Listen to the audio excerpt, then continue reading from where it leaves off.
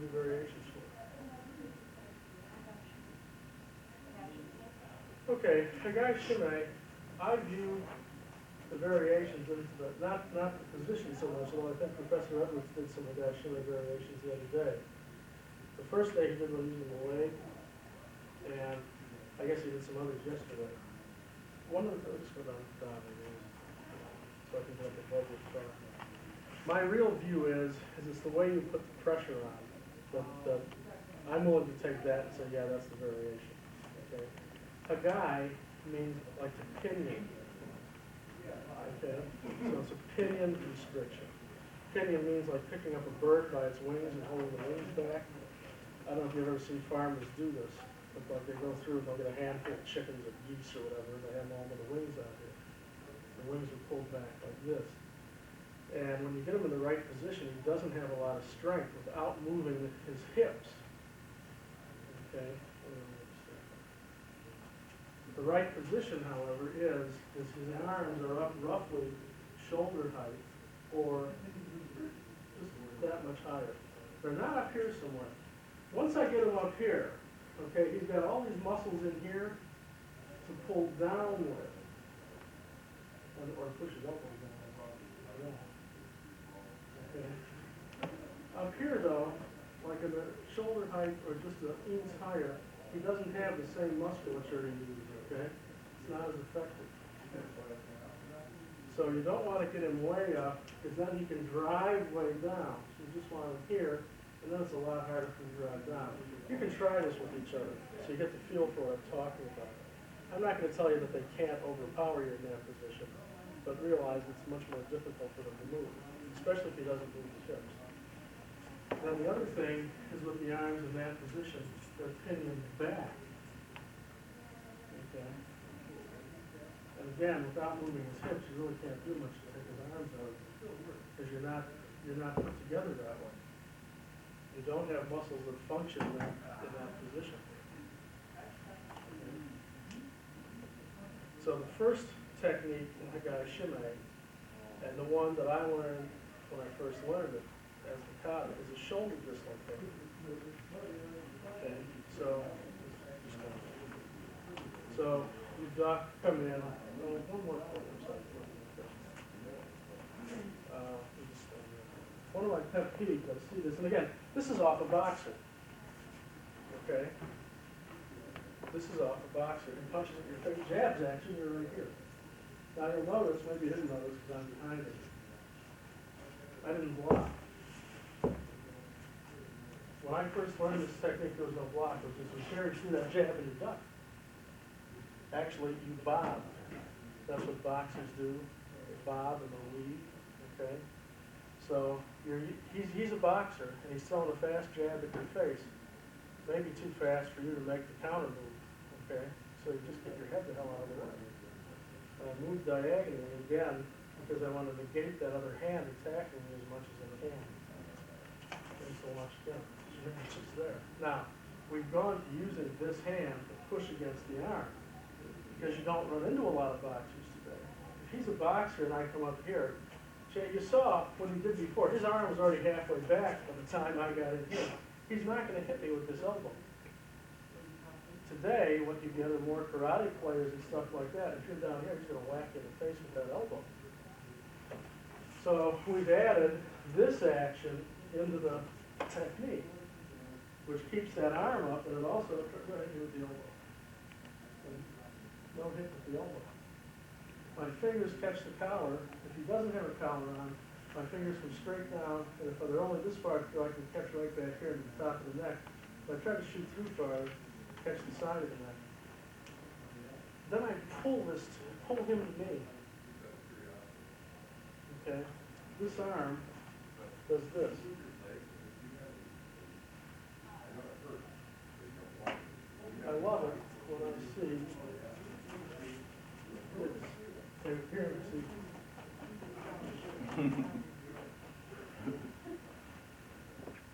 If I just leave him standing there, I can't get my arm under here. Why the hell is his arm up in the air? Because we're doing the guy shimmy, so he lifts his arm for me, so I'm just okay? That's why. In real life, that arm doesn't move. But if, watch his arm. Okay? Well, I start swinging him around, that arm just comes loose. And then I can get underneath it. But if we're like this, and he's standing there, and I come around, I can't get under that arm. It's down. I can't get my hand through it. So I jerk it, and now I come through. Then I lift up, get him in that position, and either using his knee or just locking my hands this way, I arch forward and put pressure in here.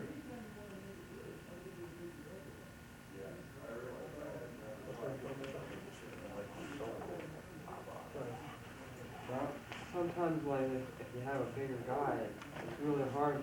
Yeah, for, it's a jerkable. So then you have to go around them, or you just forget that technique? In real life, you don't do that technique. In the dojo, you try to work with it as best you can. Like on an exam,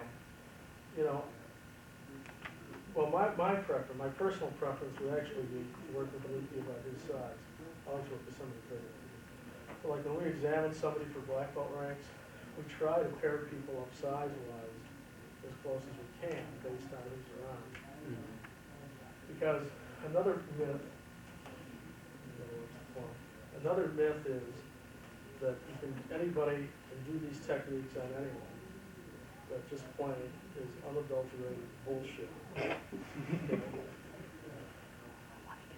There are very definite physical limits about what you can or can't do.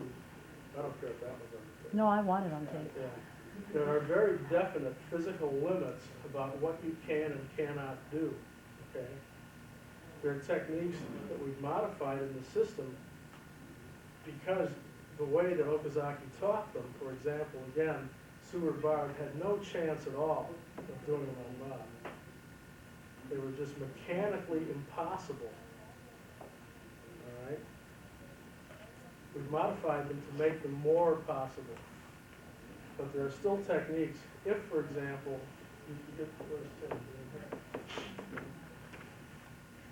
I can hit my arms through around dislocated shoulder, but I don't think you can even come close.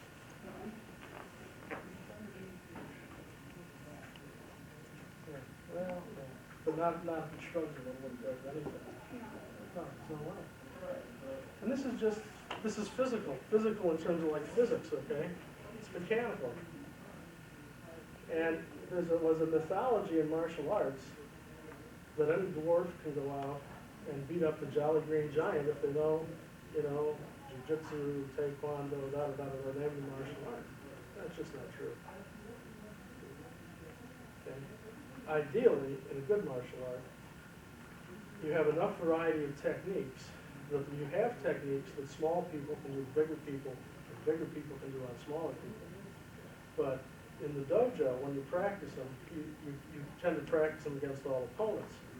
And that's good if you can make them work against a large variety of opponents, but in real life, you have to keep in mind that you have limitations based upon your size. And the thing that I find most limiting is length. Okay, the length of my arm, the length of my leg versus the length of his arm, the length of his leg, the length of his body. I find I have to modify more for length than I do for girth or for weight. Okay? And that's my view after doing it for a few weeks, okay? So the point is that there are ways of doing the technique like the kata. You should be able to do the kata of all these techniques against somebody your size, give or take 15%. Okay? Somebody a little bigger than you, somebody a little smaller than you. However, if you're 5'2" and weigh 100 pounds, and you're coming up against somebody that's 6'2" and weighs 2 1/4, you're not going to be able to do a whole large body of techniques, a whole large group of techniques. But you should have enough techniques left that you can defend yourself from them. okay? But that doesn't mean that you're gonna, really be able to make them work. At a contest, people will compete together, because if he's a little cooperative and knows what's going on and so forth, certainly you can do all the techniques to him. And it's beneficial to practice that. But when you're talking about being out in the alley and having some guy grab you or punch you or whatever the hell, then realize that there are a whole, you have to do things that will work in that situation. By that situation, I don't mean in the alley, I mean the things that work when a person that size attacks me, given my size. Okay? Let's go back to, so yeah, sometimes you can't pull them in. Okay? You can't pull them in, you do another technique. In the dojo, if you can't pull them in, he can help you with it. Because intellectually, he should know that, it really doesn't work that way. Okay, so he punches you up, you're out here, you catch your block, you pull it in, you come right underneath and scoop. Okay? The first one we did is what's the kata, really. The way I first learned it is to lift up with those arms, and then either catch the gi, catch the hands, push forward, and you're dislocating the shoulder.